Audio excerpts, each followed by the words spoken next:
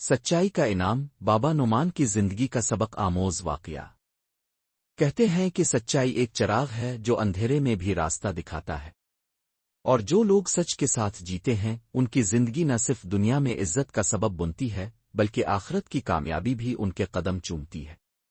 آج کی یہ کہانی ایک ایسے ہی سچے نیک اور درویش صفت انسان کی ہے جس کا نام بابا نعمان تھا۔ بابا نعمان کا تعارف۔ بابا نعمان کا تعلق ایک چھوٹی سی مگر خوبصورت بستی نورآباد سے تھا۔ یہ بستی پہاڑوں کی گود میں بسا ہوا ایک پرامن مقام تھا جہاں نہ تو دنیا کی چمک دمک تھی نہ ہی کوئی سیاسی شور شرابہ۔ یہاں کے لوگ سیدھے سادے ایماندار اور محنتی تھے۔ بابا نعمان خود کوئی عالم مفتی نہیں تھا، نہ اس نے کسی مدرسے میں تعلیم حاصل کی تھی، لیکن اس کی زبان پر جو الفاظ ہوتے دلوں کو چیر کر اندر اتر جاتے۔ وہ ایک عام سا درزی تھا مگر اس کا کردار، اس کی سچائی اور اللہ پر توکل نے اسے غیر معمولی بنا دیا تھا۔ بابا کے کپڑے سادہ، دکان پر کوئی بڑا بورڈ نہیں، نہ ہی مشینوں کی آواز، بس ایک کونے میں سلائی مشین، ایک پرانا لوہے کا آئینہ اور دیوار پر ایک فریم جس پر یہ لکھا تھا، سچ بولنا چاہے نقصان ہی کیوں نہ ہو کیونکہ اللہ تمہارے ساتھ ہے۔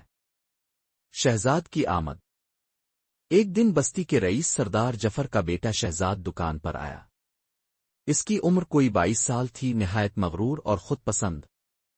اس نے امیری میں آنکھ کھولی تھی اور اس کے مزاج میں نرمی کا شائبہ تک نہ تھا۔ شہزاد نے بلند آواز میں کہا، اوئے درزی، سنائی نہیں دیتا؟ میرے لیے جمعہ کی نماز کے لیے ایک خاص جوڑا تیار کرنا ہے۔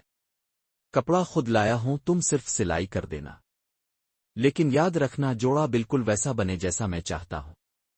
بابا نعمان نے مسکرا کر جواب دیا، بیٹے اگر اللہ نے چاہا تو وقت پر ہو جائے گا، لیکن انسان صرف کوشش کرتا ہے، تکمیل اللہ کے اختیار میں ہے۔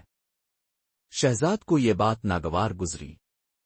اس نے کہا، باتیں بعد میں کرنا، بس جوڑا وقت پر چاہیے۔ یہ انگوٹھی رکھ لے، سونے کی ہے پیش کی، کام اچھا ہونا چاہیے۔ بابا نے انگوٹھی ہاتھ میں لی، دیکھ کر سوچ میں پڑ گیا، پھر آہستہ سے اسے الماری میں رکھ دیا اور کچھ نہ بولا۔ تہجد کی رات۔ اسی رات جب سارا شہر سو رہا تھا، بابا نعمان مسجد کے کونا میں بیٹھا اللہ کے حضور سجدہ ریز تھا۔ اس کی زبان سے دعائیں نکل رہی تھیں، رب، ساری زندگی تیری رضا کے لیے گزاری، آج دل بے چین ہے، یہ پیشگی رقم میرے دل پر بوجھ بن گئی ہے، مجھے سچائی کے راستے سے مت ہٹانا، چاہے ساری دنیا مخالفت کرے۔ یوسف اور اس کا امتحان۔ صبح فجر کے بعد ایک دبلا پتلا نوجوان یوسف بابا کی دکان پر آیا۔ یوسف غریب تھا مگر غیرت مند۔ وہ محنت مزدوری کر کے اپنی بوڑھی ماں اور چھوٹے بھائی کا پیٹ پالتا تھا۔ یوسف کی آنکھوں میں آنسو تھے، بابا میرا چھوٹا بھائی شدید بیمار ہے، دوا کے لیے پیسے نہیں، ماں کہتی ہے دعا کرو، پر میں دعا کے ساتھ دوا بھی چاہتا ہوں۔ بابا کے دل میں جیسے درد کا طوفان آیا۔ اس نے فوراً الماری کھولی، سونے کی انگوٹھی نکالی اور یوسف کے ہاتھ پر رکھ دی، لے بیٹا، اللہ کے نام پر جا، دوائی لے اور اپنے بھائی کا علاج کرا۔ یوسف حیران ہو کر بولا، بابا یہ تو قیمتی ہے، میں کیسے؟ بابا نے اس کا ہاتھ تھام کر کہا، یہ امانت تھی اور مجھے لگا اللہ نے تیرے ذریعے یہ امانت وصول کر لی۔ یوسف دعائیں دیتا ہوا چلا گیا۔ الزام اور عدالت۔ جمعہ کا دن آیا۔ شہزاد اپنا جوڑا لینے آیا اور انگوٹھی مانگی۔ بابا نے صاف صاف سچ کہہ دیا۔ شہزاد نے وہیں کھڑے ہو کر شور مچا دیا، یہ بوڑھا درزی چور ہے، میری انگوٹھی ہڑپ کر گیا۔ بات پورے شہر میں پھیل گئی۔ سردار جعفر نے فوراً پنچایت بلائی۔ عدالت لگی، لوگ جمع ہوئے۔ شہزاد نے الزامات کی بوچھاڑ کر دی۔ بابا خاموش رہا، صرف اتنا کہا، میں نے اللہ کی رضا کے لیے وہ انگوٹھی دی، جو بھی فیصلہ ہے منظور ہے۔ پنچایت حیران و پریشان تھی جب اچانک یوسف دوڑتا ہوا آیا، ہاتھ میں وہی انگوٹھی اور ساتھ ایک کاغذ، اسپتال کی رسید اور ڈاکٹر کی گواہی۔ یوسف نے سب کے سامنے تفصیل سنائی اور کہا، اگر بابا نعمان وہ انگوٹھی نہ دیتا تو آج میرا بھائی زندہ نہ ہوتا، یہ ان کی امانت ہے، میں واپس کرنے آیا ہوں۔ فضا میں سناٹا چھا گیا۔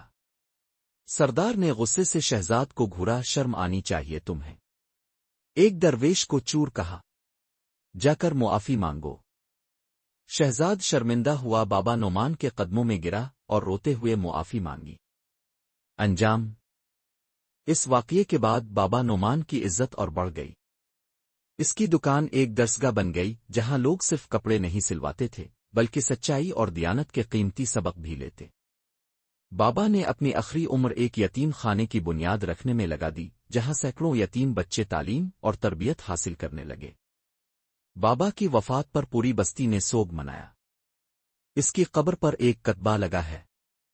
یہاں وہ شخص دفن ہے جس نے سچائی کے لیے دنیا کو چھوڑا اور اللہ کی رضا پا گیا۔ یہ کہانی ہمیں یہ سکھاتی ہے کہ کبھی بھی دولت دنیاوی لالچ کے لیے سچائی کو نہ چھوڑو۔ اللہ پر یقین رکھو، وہ تمہیں کبھی تنہا نہیں چھوڑتا۔ سچائی کا راستہ کٹھن ضرور ہوتا ہے لیکن انجام میں عزت اور کامیابی کا وعدہ ہے۔ اختتامیہ دعا۔ اللہ ہمیں بھی بابا نعمان جیسے سچے اور مخلص بندوں کی طرح جینے کی توفیق دے۔ ہمارے دلوں میں سچائی، قربانی، توکل اور رضا کی شمع روشن فرما۔ آمین رب العالمین۔